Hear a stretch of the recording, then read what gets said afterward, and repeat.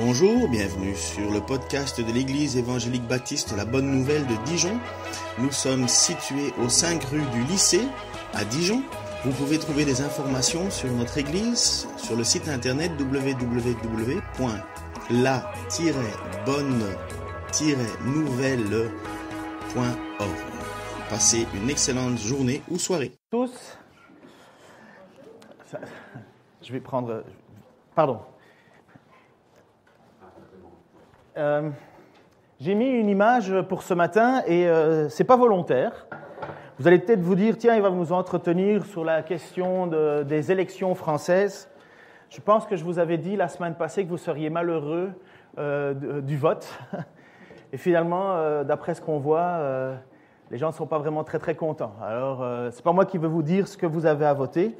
La seule chose que je peux dire, c'est que quand moi j'ai vu les résultats, personnellement, j'étais tellement triste de me sentir piégé. Et c'est là où, honnêtement, je me dis, heureusement que nous plaçons notre espoir en Jésus-Christ, parce qu'il est le roi des rois, il est le Seigneur des seigneurs. Et maintenant, qu'est-ce qui peut nous arriver si on est dans sa main? Merci de l'avoir rappelé encore, et qu'on l'ait chanté avec ferveur, et qu'il revienne ou me rappelle, par la force du Christ, je tiendrai, les plans des hommes ou du malin, rien ne peut m'arracher de sa main. Alors, donc c'est pas pour ça qu'il y a la main bleu, blanc, rouge, hein, parce que ça pourrait très bien être le signe américain, ils ont aussi bleu, blanc, rouge. Le Canadien de Montréal, qui est une équipe de hockey, est aussi bleu, blanc, rouge. La Hollande a aussi du bleu, du blanc, du rouge. La Russie a du blanc, du bleu, du rouge. Il n'y a pas que les Français qui ont bleu, blanc, rouge. Et de toute façon, l'équipe de foot française, il s'appelle comment? Et les bleus, c'est quoi? Des novices. C'est pas grave. Quand on dit à quelqu'un « Oh, c'est un bleu », ça veut dire c'est un novice. Donc, il faudrait peut-être réfléchir à changer le nom. Mais c'est parce que quand j'ai cherché 3 témoins, le nom 3 témoins, puisque c'est ça l'objectif, 3 témoins, je cherchais sur une image 3 témoins, il y avait cette image de ces 3 mains qui se levaient. Je me suis dit, tiens, c'est vrai que c'est ça. Et le texte qui va nous parler ce matin parle de 3 témoins. Et dans ces 3 témoins, il y a l'eau, qu'on représente en général par le sang, qu'on représente en général par le rouge, ça tombe bien. Et alors l'esprit, eh ben voilà, l'esprit sera blanc, comme la colombe qui descend sur Jésus, et ainsi de suite. Mais comme personne ne sait quelle est la couleur de l'esprit, ben voilà, blanc c'est pas mal. Vous savez que le blanc, c'est toutes les couleurs, hein, finalement.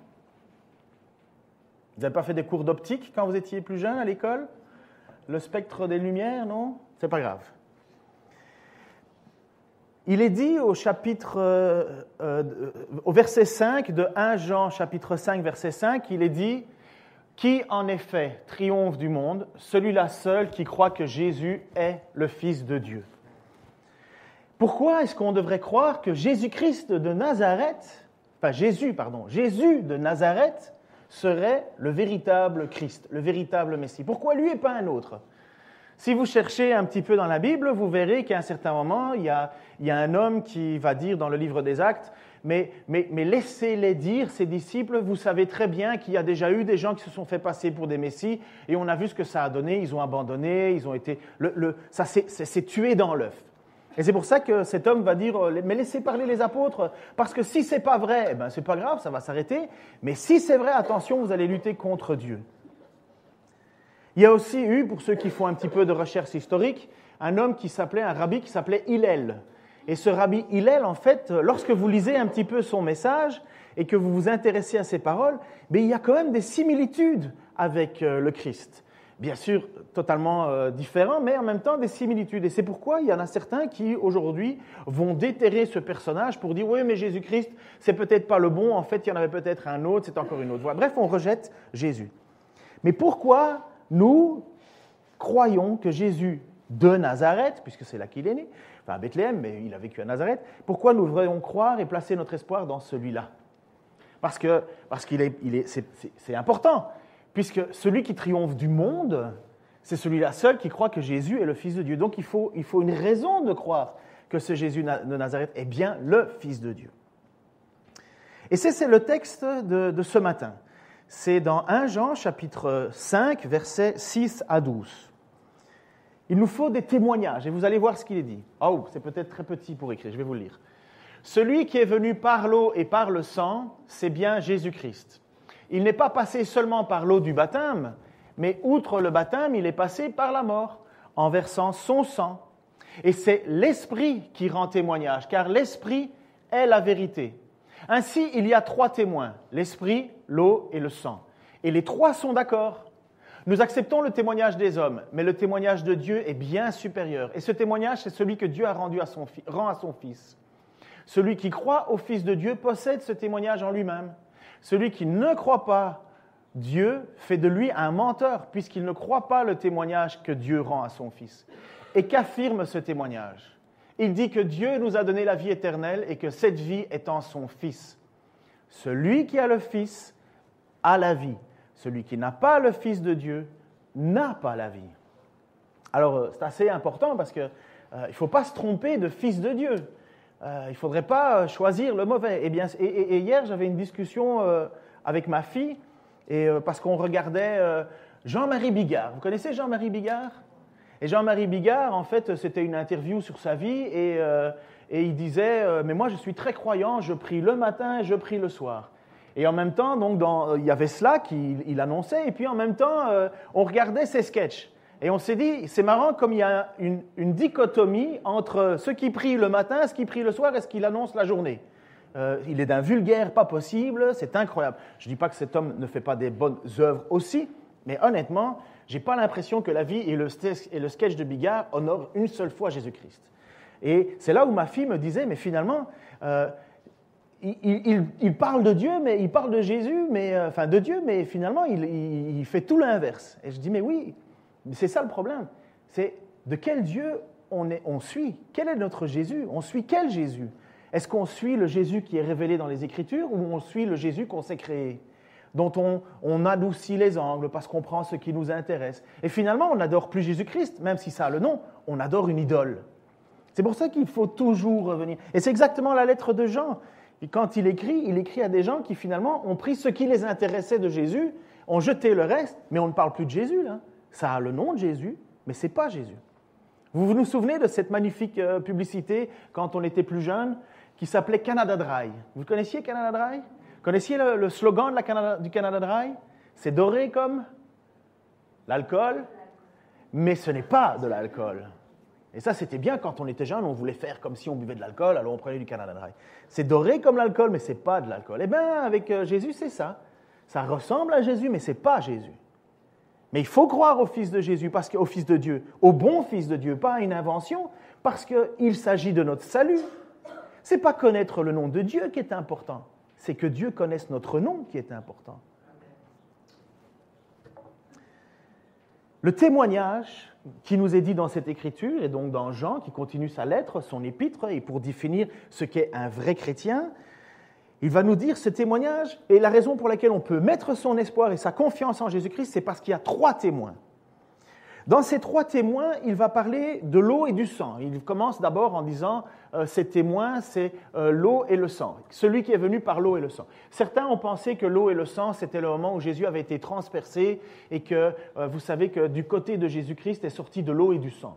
Alors certains théologiens ont isolé ce passage-là et ont dit voilà, c'est à ce moment-là et on a la preuve que Jésus, c'est le Fils de Dieu par le fait qu'il est transpercé.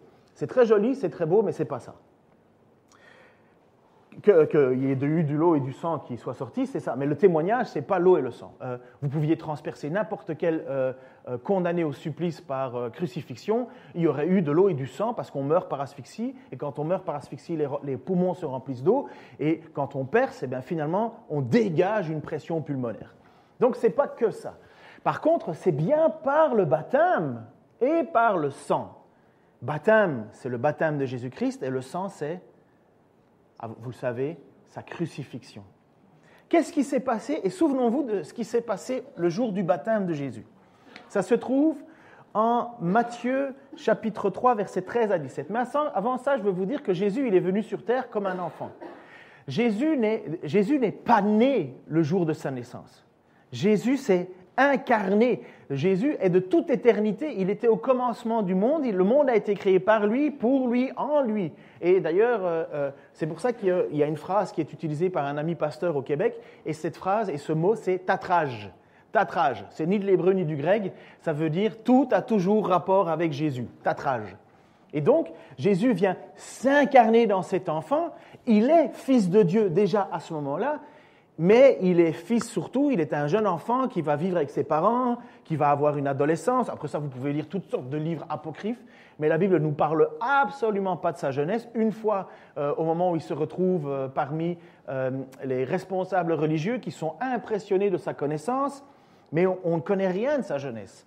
On ne connaît pas de ce qu'il a vécu vraiment jusqu'à 30 ans, jusqu'au début de son ministère, on ne sait pratiquement rien de sa vie. Parce que officiellement, le ministère de Jésus, pas qu'il est fils de Dieu à ce moment-là, parce que ça c'est une hérésie qui existe.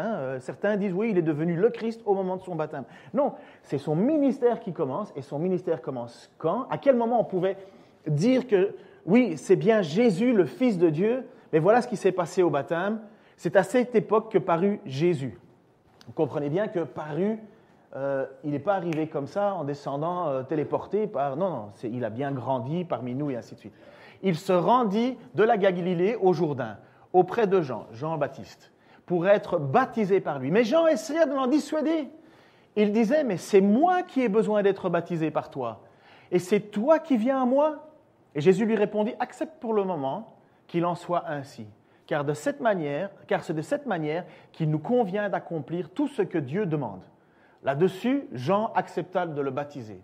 Aussitôt après avoir été baptisé, Jésus sortit de l'eau, alors le ciel s'ouvrit pour lui et il vit l'Esprit de Dieu descendre sous la forme d'une colombe et venir sur lui. En même temps, une voix venant du ciel se fit entendre ces paroles. Celui-ci est mon Fils bien-aimé qui fait toute ma joie. Alors, honnêtement, qui, le jour de son baptême, a vécu ça? À la limite, on aurait peut-être pu vous jeter un mouchoir dessus ou quoi que ce soit, mais personne n'a eu le Saint-Esprit descendu comme une colombe sur soi, ni le ciel qui s'est ouvert pour dire « celui-ci est ma fille ou mon fils qui fait toute ma joie ». C'est uniquement Jésus-Christ qui a vécu cette chose-là, personne d'autre. Donc voilà un témoignage. Premier témoignage, le baptême. Le baptême de Jésus était particulier. L'apôtre, le prophète, puisqu'il s'agit bien d'un prophète, Jean-Baptiste, a même, en voyant Jésus venir, il a dit « Mais c'est pas toi qui dois me baptiser, c'est pas moi qui dois te baptiser, c'est toi qui devrais le faire. » Mais Jésus dit « On va faire ce que Dieu demande d'abord, parce qu'il fallait que le ministère de Jésus commence avec ce signe. Il fallait que ça soit clair, il fallait que ça puisse être témoigné, et des gens ont témoigné que ces choses-là étaient arrivées. Et honnêtement, quand le ciel s'ouvre et que la voix de Dieu se fait entendre, parfois j'entends des gens qui disent « Oh, le Seigneur m'a dit, le Seigneur m'a dit, le Seigneur m'a dit. » Ok, d'accord.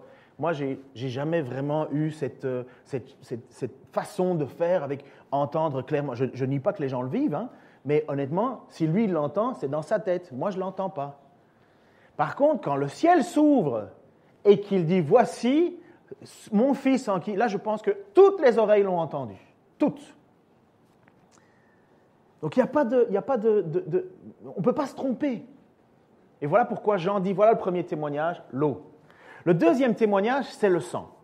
Alors, vous savez ce qui s'est passé le jour de la crucifixion de Jésus?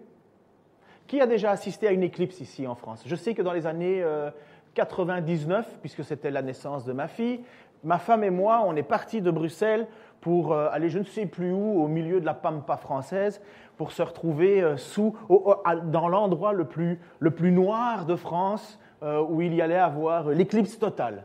Et je me souviens de ce moment, c'était un moment mais vraiment particulier. Qui a déjà assisté à une éclipse totale, au milieu d'une éclipse totale? Avouez que ça fait bizarre. Il est midi ou quelque chose comme ça, et à un certain moment, les oiseaux s'arrêtent de chanter, tout s'arrête, c'est comme si tout était suspendu. Et là, c'est ce qui nous est arrivé, on était là, et le texte nous dit que à la mort de Jésus-Christ, ce signe était présent.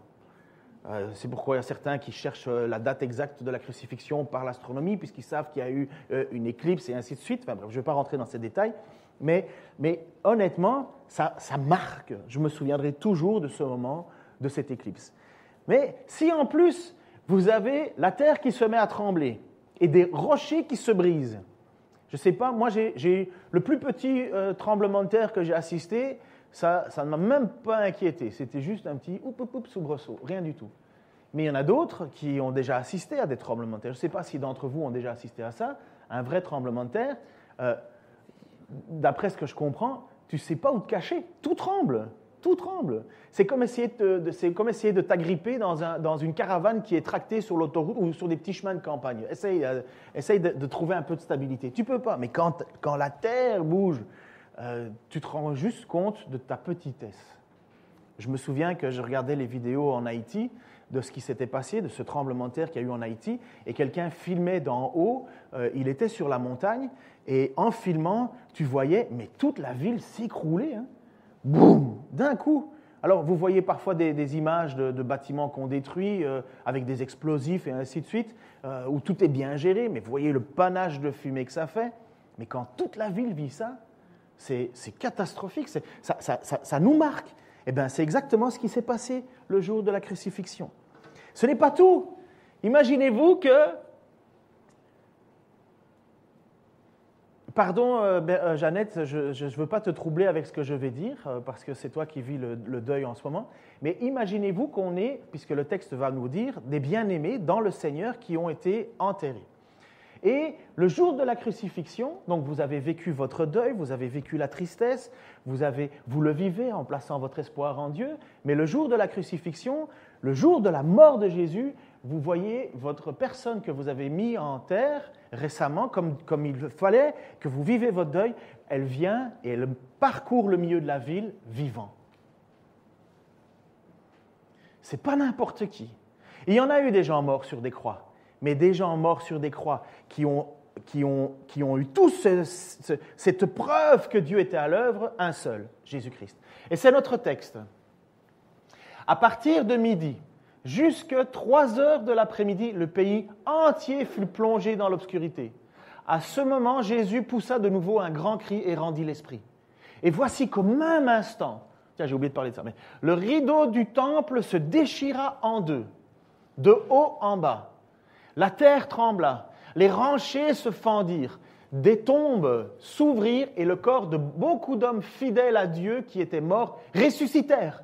Ils quittèrent leur tombeau et après la résurrection de Jésus, ils entrèrent dans la ville sainte où beaucoup de personnes les virent. En voyant le tremblement de terre et tout ce qui se passait, l'officier romain et les soldats qui gardaient Jésus furent saisis d'épouvante et dirent « Cet homme était vraiment le Fils de Dieu ». Voilà pourquoi Jean, dans sa lettre, nous dit le premier témoignage, c'est l'eau du baptême. Le deuxième témoignage, c'est le sang. Et ça, comme je vous dis, c'est unique. C'est unique. Ce n'est pas tout. Ce n'est pas tout. Parce que dans son passage, il nous dit aussi que l'esprit... Tu peux remettre la deuxième image, s'il te plaît, chérie. Je dis chérie à ceux qui écoutent sur Internet, c'est parce que je parle à ma femme qui fait le PowerPoint. Dans l'Église, même si on s'aime beaucoup, tout le monde ne s'appelle pas chérie. C'est seulement les couples mariés. Même si certains prennent de l'avance, comme le mariage prochain de Nicolas et Nathalie, où ils commencent déjà à s'habituer à s'appeler chérie. Voilà, non, c'est juste après chérie. Voilà, ça c'était juste pour ceux qui nous écoutent sur Internet. Sachez qu'on est plus écouté sur Internet qu'à l'Église, vous savez ça. Nos messages sont écoutés des centaines et des centaines de fois dans le monde entier. C'est impressionnant de voir finalement qu'à travers cet enseignement que l'on fait, des gens qui n'ont peut-être pas accès à l'Église peuvent entendre, peuvent écouter la parole. Je regardais un petit peu partout, on est écouté en Afrique, on est écouté aux États-Unis. Je pense qu'aux États-Unis, ils ont assez d'églises. On est écouté en Chine, j'ai déjà vu apparaître en Chine. J'ai vu apparaître en Corée. Corée du Nord, on ne le verra jamais apparaître parce qu'ils bloquent tout. Mais on ne sait même pas jusqu'où tout va. Alors vous savez, moi qui aime bien faire des blagues, je pense que je vais devoir être très très redevable au ciel. J'assume. Celui qui est venu par l'eau et par le sang, c'est bien Jésus-Christ. Il n'est pas passé seulement par l'eau du baptême, mais outre le baptême, il est passé par la mort en versant son sang. C'est l'Esprit qui lui rend témoignage, car l'Esprit est la vérité. Il y a 3 témoins. Donc on a parlé de l'eau, on a parlé du sang, et maintenant on va parler de l'Esprit. À quel moment Christ a vécu son ministère par l'Esprit ?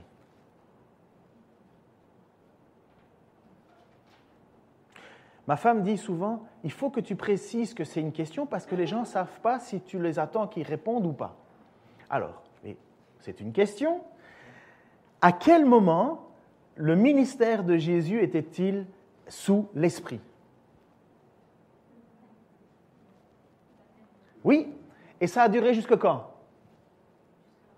Jusqu'à la croix, exactement.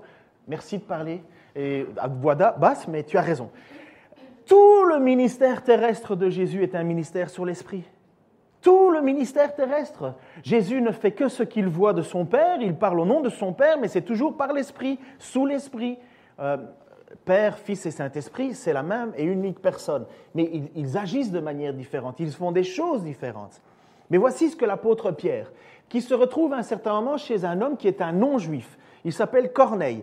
Pour Pierre, jusqu'à présent, les juifs et les non-juifs n'ont rien à faire ensemble. Pour Pierre, jusqu'à présent, et selon la loi que Dieu avait donnée, il ne se permettait pas de manger avec les non-juifs. Mais Pierre, poussé par le Saint-Esprit, se retrouve à être appelé chez cet officier romain qui s'appelle Corneille. Parce que, voilà, Dieu ouvre sa promesse aux non-juifs. C'était d'ailleurs la raison pour laquelle il était venu. N'oubliez pas, je vous avais enseigné que dans l'évangile de Jean, à chaque fois, le texte dit que l'heure de Jésus n'était pas arrivée, l'heure de Jésus n'était pas arrivée. Et à quel moment l'heure de Jésus arrive? Quand des Grecs viennent pour lui lui demander de le voir. Des gens qui ne sont pas juifs demandent à le voir. Et c'est là où Jésus dit « Mon heure est venue ». Donc, ça, c'était un petit rappel que vous pouvez aller sur Internet, ce qui fera monter notre compteur, c'est très bien.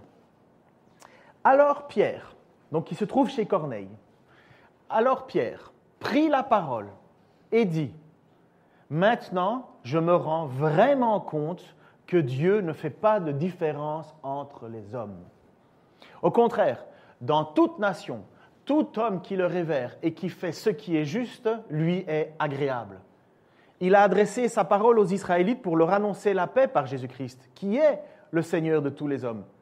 Vous savez ce qui s'est passé, à commencer par la Galilée, puis dans toute la Judée, après que Jean a appelé les foules à se faire baptiser.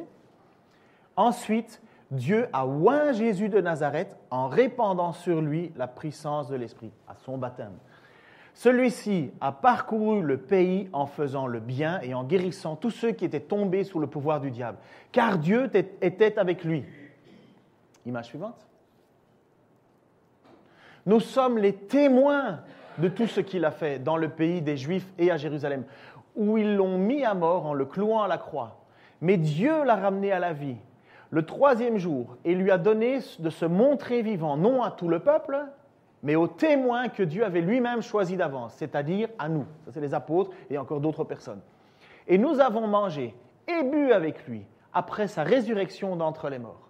Jésus nous a donné l'ordre de prêcher au peuple juif et de proclamer que c'est lui que Dieu a désigné pour juger les vivants et les morts. Tous les prophètes ont parlé de lui en disant que tout homme qui croit en lui reçoit par lui le pardon des péchés. Donc quand Jean, et je reviens à mon texte de ce matin, quand Jean dit l'esprit, l'eau et le sang témoignent en faveur de Jésus-Christ, c'est son baptême, c'est tout son ministère et c'est sa crucifixion.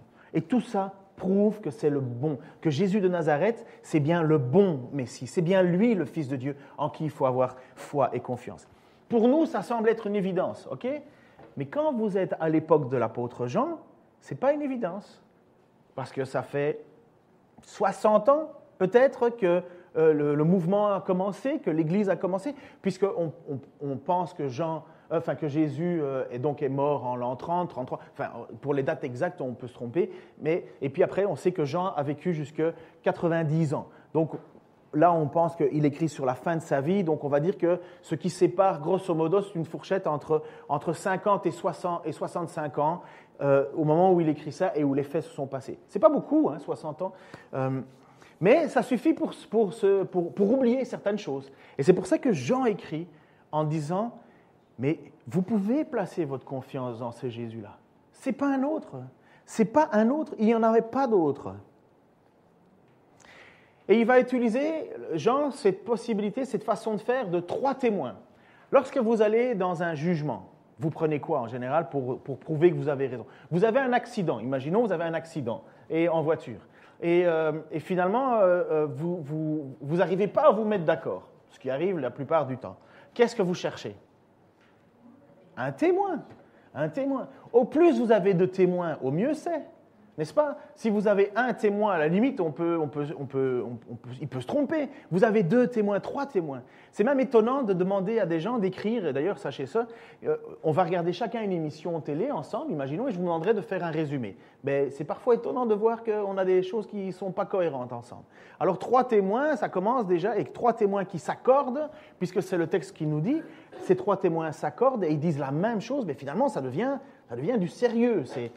C'est bien comme ça que ça s'est passé, puisqu'il dit, verset 7, « Il y a 3 témoins, l'esprit, l'eau et le sang, et les 3 témoins sont d'accord. » 3 témoins qui ne sont pas d'accord, enfin bref.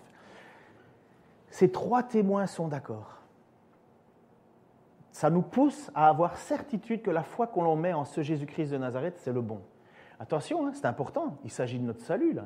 Il s'agit de la vie. Parce que si on ne croit pas dans le bon Jésus, on n'a pas la vie. Si on croit dans le bon Jésus, on a la vie. Mais le témoignage des hommes, c'est une chose. C'est bien, mais honnêtement, ça ne vaut pas le témoignage de Dieu, n'est-ce pas? Le témoignage des hommes, c'est quelque chose, mais le témoignage de Dieu est plus grand. Quand Jean va écrire son évangile, chapitre 20, verset 30, et chapitre 21, verset 24, Jean va dire, moi j'étais là, je l'ai vu.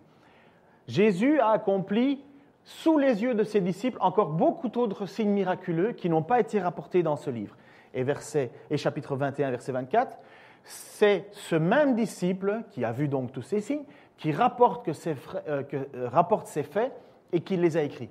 Et nous savons que son témoignage est vrai. Le témoignage de Jean est vrai, il l'a vu, ses disciples l'ont vu. C'est pour ça qu'on a 4 évangiles. Ce n'est pas juste le témoignage d'une seule personne, c'est le témoignage de plusieurs personnes.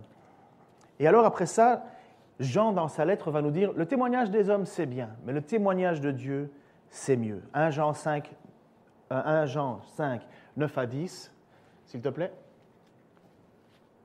Nous acceptons le témoignage des hommes, mais le témoignage de Dieu est bien supérieur. Et ce témoignage, c'est celui que Dieu rend à son Fils. Celui qui croit au Fils de Dieu possède ce témoignage en lui-même. Alors, je vous l'ai déjà dit, et je pense que je ne vous l'ai jamais caché, moi je crois à la prédestination. Qu'est-ce que ça veut dire, la prédestination? La prédestination, ça veut dire que Dieu avait prévu que tu allais le rencontrer, que Dieu avait prévu que tu allais être un enfant de Dieu. Après ça, vous pensez ce que vous voulez de la double prédestination. Est-ce que ça veut dire alors que Dieu avait prévu que des gens iraient en enfer? Je ne veux pas rentrer dans ce débat-là. Moi, il y a la certitude, c'est qu'avant la fondation du monde, Dieu nous avait élus. Avant la fondation du monde, j'ai plutôt pas mon mot à dire. Pas plus après. J'ai un message à entendre, j'ai un message à écouter, je dois y répondre, puisque c'est un témoignage qui doit m'être rendu, mais je crois qu'il y a quelque chose que Dieu fait en nous qui fait que nous allons répondre à son message. Voici ce qu'il dit, et c'est pour ça, et c'est un des passages qui met ça en avant. Non, je garde juste avant, s'il te plaît. Nous acceptons le témoignage des hommes. OK? On lit la Bible, où on aurait été présent, comme Jean, on accepte ce témoignage des hommes. Puisque tout le monde me raconte qu'ils ont bien vu les miracles, ils ont bien vu la colombe descendre sur Christ, ils ont bien vu le jour de la mort de Christ, ils ont bien vu tous ces phénomènes. OK, je l'accepte, c'est bien. Je peux déjà baser ma foi là-dessus. Mais le témoignage de Dieu est bien supérieur. Et ce témoignage, c'est celui que Dieu rend à son Fils. Celui qui croit au Fils de Dieu possède ce témoignage en lui-même. Ça, c'est cette petite phrase. Celui qui croit au Fils possède ce témoignage en lui-même. Qu'est-ce que ça veut dire? Parfois, on lit ça en se disant « ouais, ça fait très beau, c'est comme de la poésie, mais il veut dire la même chose. » En fait, ce que ce texte veut dire, c'est que finalement, lorsque nous entendons ce témoignage, nous savons au fond de nous que c'est vrai, parce que Dieu a déjà commencé à travailler en nous. Parce que Dieu nous a ouvert l'esprit, parce que le Saint-Esprit de Dieu vient sur nous, et lorsque nous entendons les paroles de Dieu, nous savons que c'est Dieu.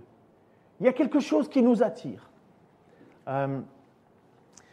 Vous pouvez écouter beaucoup de témoignages, et peut-être que c'est votre cas. Lorsque vous avez rencontré Dieu, vous avez entendu des paroles, et ces paroles vous ont intrigué. Vous ne les avez pas balayées comme ça. Certains le font. Mais non, vous n'avez pas balayé. Vous avez été un peu plus loin. Vous avez lutté intérieurement. Certains se sont convertis d'un coup. C'est le cas de l'apôtre Paul, mais ça c'est particulier. Mais d'autres, ça a pris du temps. Mais au fond de vous, cette parole revenait, jusqu'à venir à accomplir son œuvre, faire en sorte que l'on plie genoux et qu'on reconnaisse Jésus comme Seigneur et Sauveur. Mais qui fait cette œuvre en nous? Qui travaille en nous pour que nous puissions dire, une conviction intérieure, c'est vraiment ça le message de Dieu. C'est vraiment lui le Fils de Dieu. Il n'y en a pas d'autre. Mais pour moi, ce témoignage-là, qui est intérieur à nous, c'est Dieu. C'est Dieu. C'est ce que dit l'épître de Paul aux Romains, chapitre 8, versets 14 à 16. Il dit « Car ceux qui sont conduits par l'Esprit de Dieu sont fils de Dieu. En effet, vous n'avez pas reçu un esprit qui fait de vous des esclaves ou vous ramène à la crainte, non. Vous avez reçu l'Esprit de Dieu qui fait de vous des fils adoptifs de Dieu. Car c'est par cet Esprit que nous crions Abba Père, c'est-à-dire Père, ça veut dire Père. L'Esprit Saint lui-même et notre esprit témoignent ensemble que nous sommes fils de Dieu. Au fond de nous, Dieu travaille. Il y a notre esprit et il y a l'Esprit de Dieu qui travaille. Vous voyez bien que dans la personne, il y a mon intelligence, ma façon de penser, ce qui est mon esprit, et après ça, il y a l'Esprit de Dieu qui travaille en nous. Et c'est ce qu'on appelle une conviction. Moi, il y a des gens qui me disent « Mais pourquoi est-ce que tu crois que Dieu est le Seigneur et le Sauveur ?» Et ma réponse la plus évidente, c'est « Mais je suis convaincu. » Après ça, ils vont avoir besoin de preuves et je vais leur expliquer mon témoignage et ainsi de suite. Mais moi, je suis convaincu. Mon esprit est en accord avec l'Esprit de Dieu. Je le sais.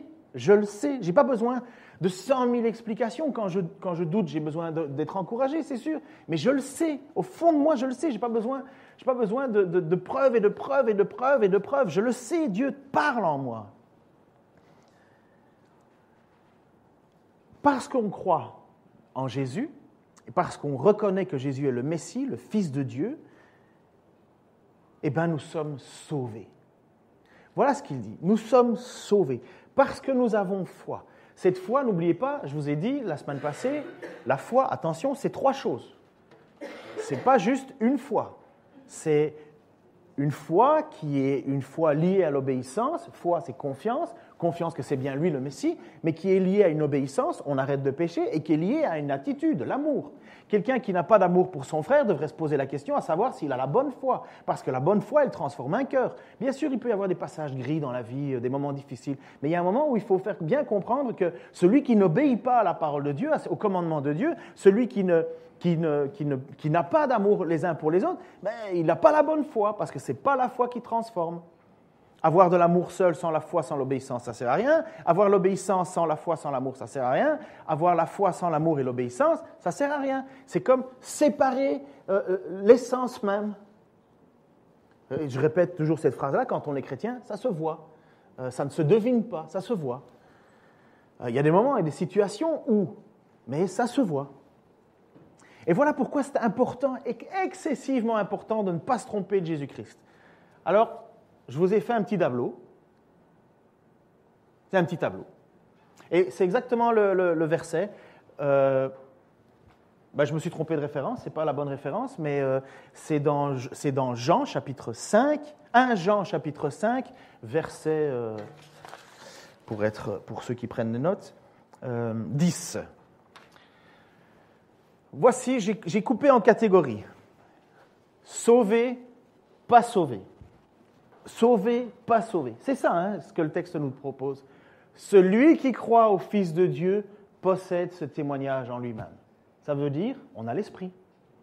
Celui qui croit au Fils de Dieu a ce témoignage en lui-même. Ce témoignage, c'est le témoignage de l'Esprit de Dieu en nous. Dans le même verset, la suite, celui qui ne croit pas, Dieu fait de lui un menteur, puisqu'il ne croit pas au témoignage que Dieu rend à son Fils. Traiter Dieu menteur, c'est quand même pas mal. Il faut du culot. Mais vous savez ce que ça veut dire, ce texte? Ça veut dire qu'en fait, on ne peut jamais être neutre devant Jésus-Christ. C'est où on croit qu'il est le Messie, ou on ne le croit pas. Si on ne le croit pas, on traite Dieu de menteur. Si on traite Dieu de menteur, on n'a pas la vie, on n'est pas sauvé. Il n'y a pas de neutralité. Il faut faire un choix. Pour l'Église, il est dit ceux qui ne sont pas contre nous sont pour nous. Finalement, ceux qui sont bienveillants à l'Église, ils sont pour l'Église. Mais Jésus, il ne dit pas ça de sa personnalité. Jésus, il dit celui qui n'est pas pour moi est contre moi. Il n'y a pas de oui, non, peut-être. C'est oui ou c'est non. Parce que si on dit non, on traite Dieu de menteur, puisque Dieu a témoigné que c'était bien son Fils. C'était bien lui le Messie. Et qu'affirme ce témoignage ? Il dit que Dieu nous a donné la vie éternelle et que cette vie est en son Fils. Comment est-ce qu'on peut le savoir ?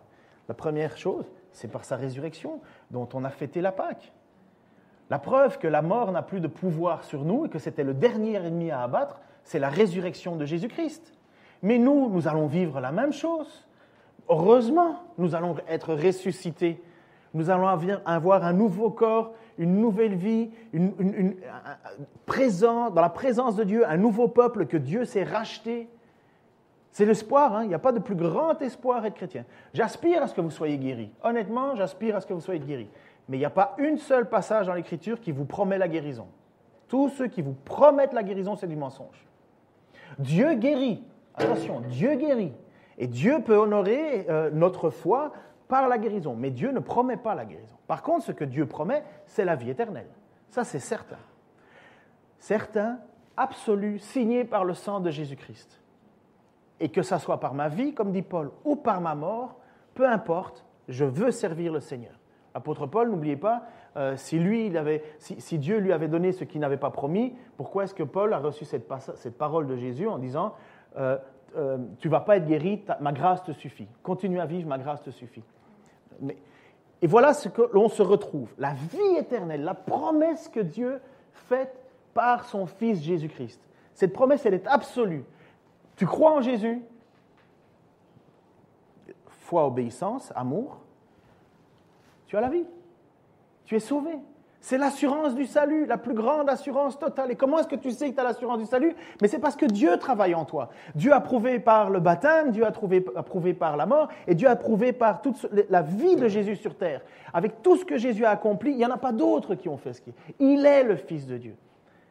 Alors, qu'est-ce que ça doit t'amener ce matin ? Ça doit changer quoi dans ta vie ce matin ?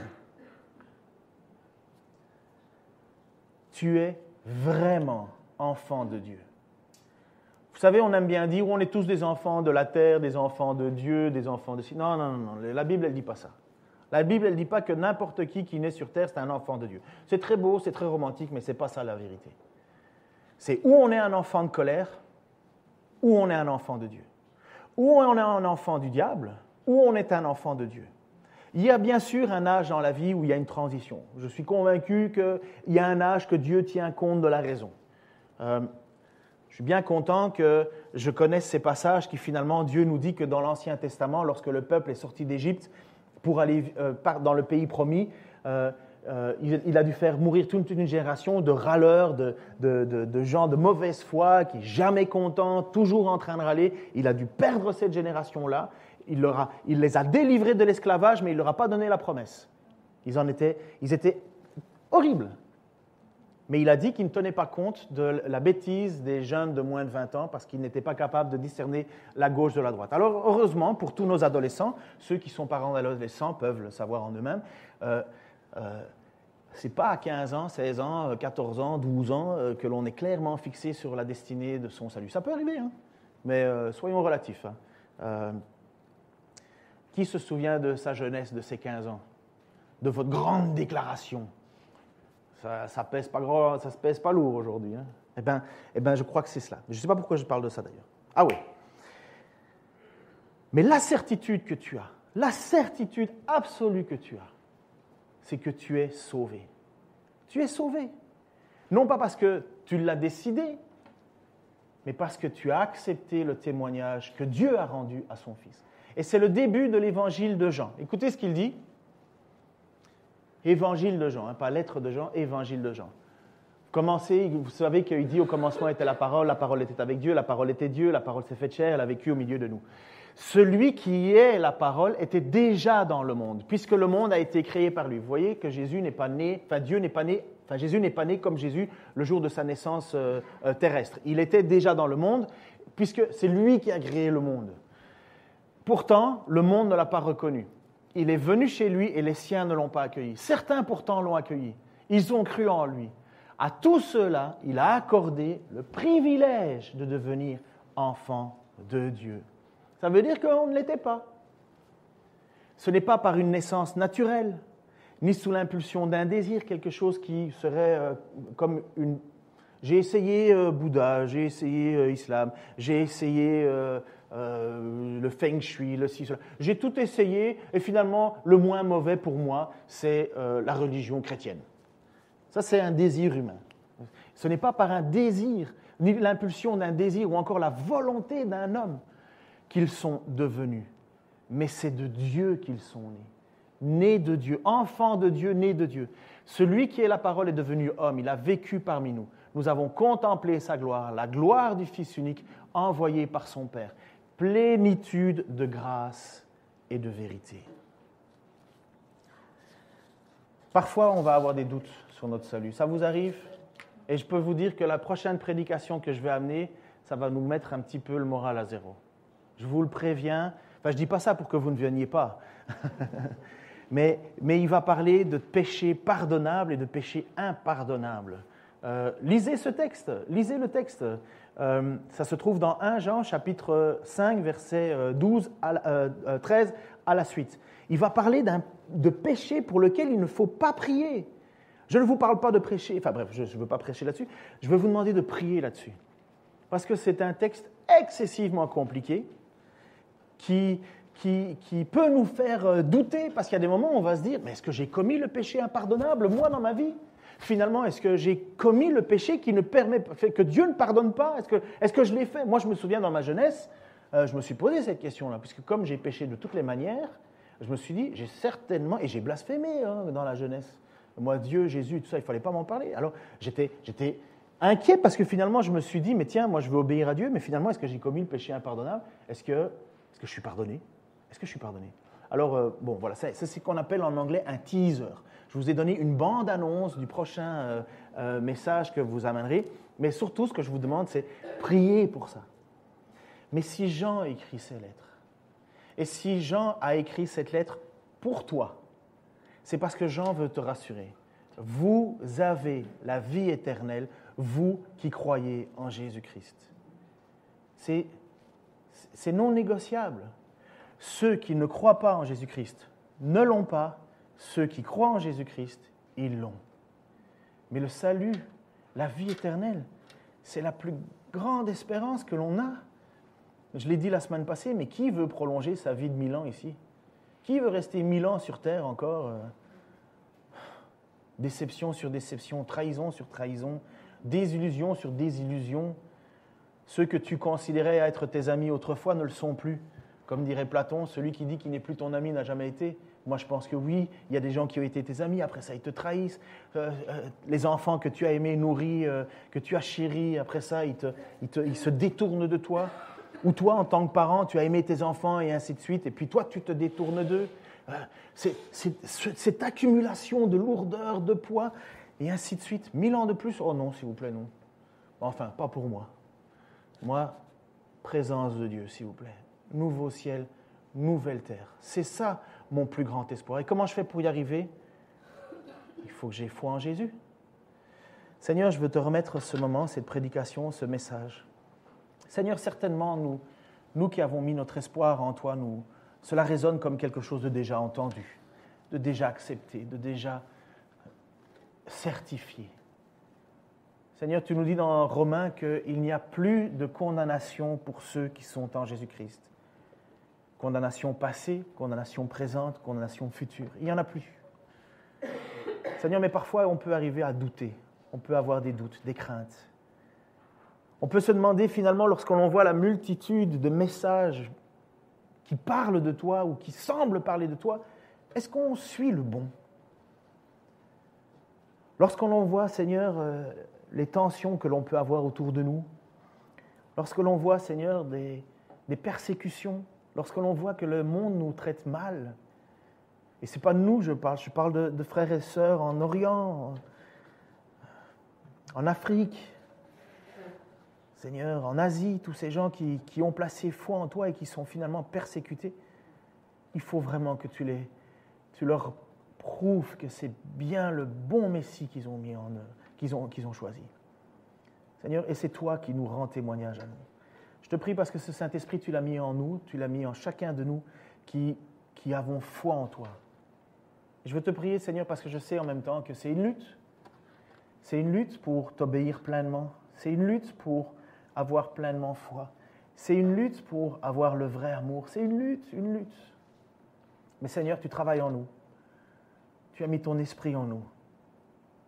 Nous ne serons jamais parfaits, Seigneur. Tu l'as été pour nous, heureusement, Seigneur. Et je te prie, pour ceux qui ont des doutes en ce moment, ce matin, que tu rassures leur cœur. Il n'y a pas plus à faire. Tu es la réponse. Tu es le seul Messie que Dieu a envoyé. Et nous plaçons notre confiance en toi, Seigneur Jésus. Amen. Ce soir, je termine avec ça.